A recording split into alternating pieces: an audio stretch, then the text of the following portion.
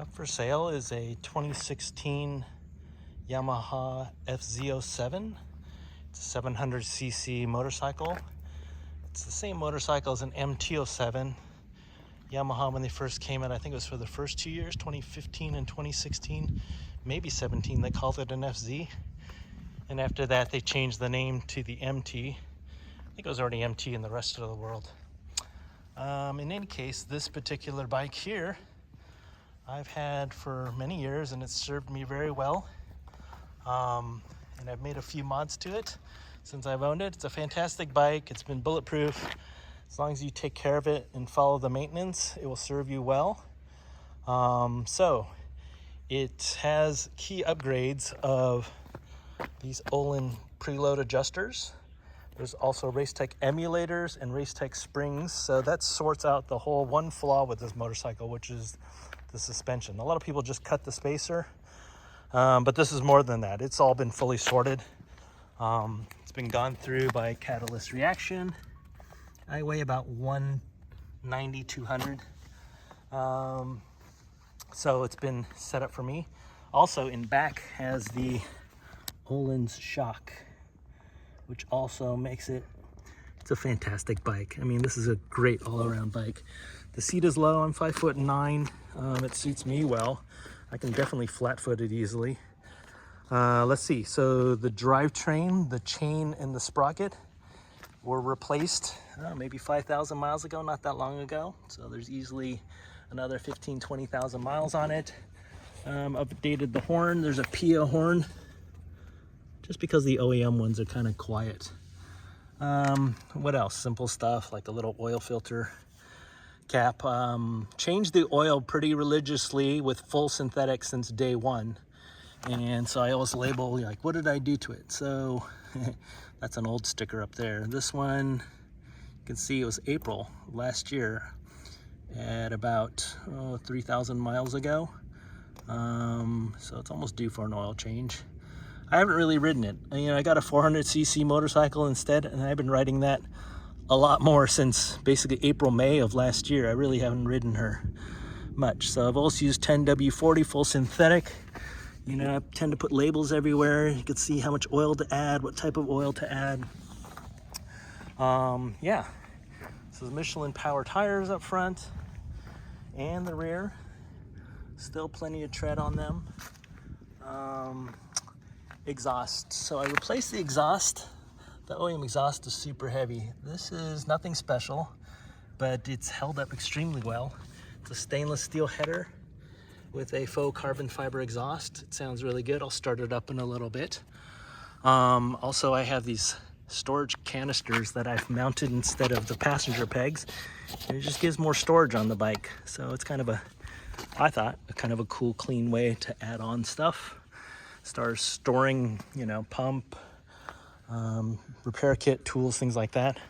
I also have this rear deck platform. I bought an extra pillion seat. I do have all the OEM stuff, by the way, the exhaust and the pillion seat, but I bought an aftermarket one and mounted this board to it so I can mount stuff to it. That's super convenient as well. Let's see, brand new battery. Also the front shock seals have been replaced. I did all this not too long ago, but I honestly just haven't ridden the bike. So it's time for her to go. Like I said, I'm riding my 400cc motorcycle instead. And there's also an LED headlamp there. Let's see, I think I have to start it in order for it to come on. Turn signals work.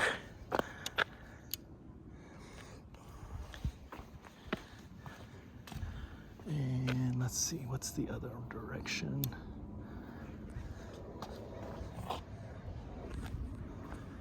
Okay, so that's kind of it. Those are all the positives. Let's talk about the negatives. What should I say? This exhaust, it's a Chinesium exhaust, of course. So it does come very close to the swing arm. It's been like that for thousands of miles. It hasn't been an issue, but it does come in close contact with that. What other flaws are there? Oh, the rear brake switch has never worked since I've owned it, but it hasn't been an issue for me. So that's a heads up. It's probably just the sensor that needs to be replaced. And let's listen to the horn. Where is the horn? That's the horn, the PO horn. And let's look at the mileage. It is a high mileage bike, but like I said, these bikes are just bulletproof. As long as you take care of them and do the maintenance and everything, it's just under 93,000. I have an SAE charger here.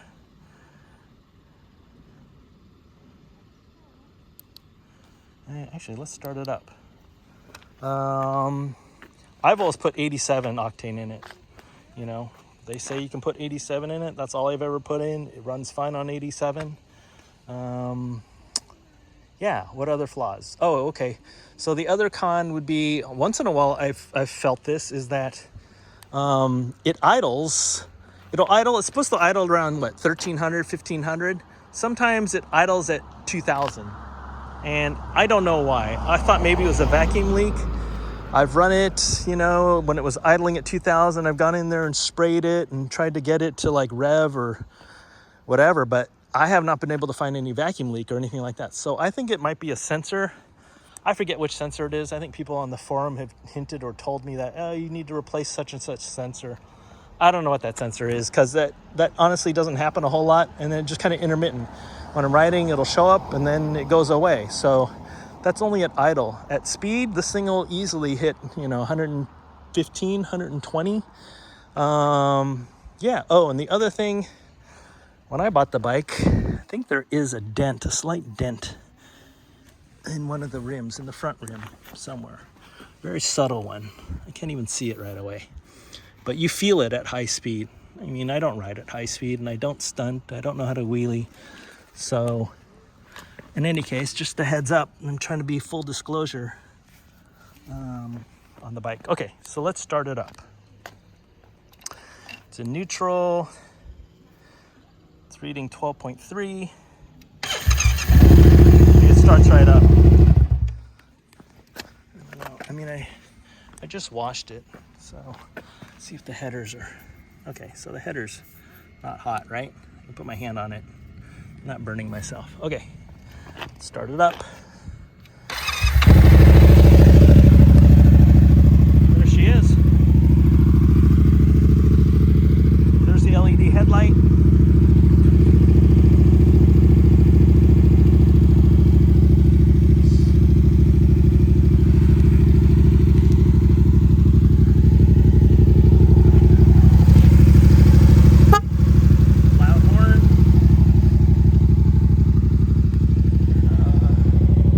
Plastics are beautiful. No scratches or dents or anything. Just a super clean bike.